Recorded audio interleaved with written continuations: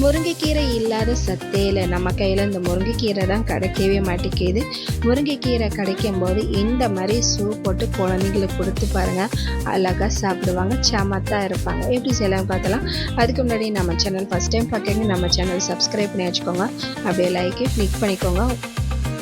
ஒரு பாத்திரத்தில் 1 லிட்டர் தண்ணி ஊற்றிக்கோங்க. தண்ணி லைட்டான சூடு வந்தோடனே கீரையை நல்லா அலசி இது கூட ஆட் பண்ணிக்கோங்க. அடுத்து பார்த்திங்கன்னா ஒரு 10 சின்ன வெங்காயம் ஆட் பண்ணிக்கோங்க.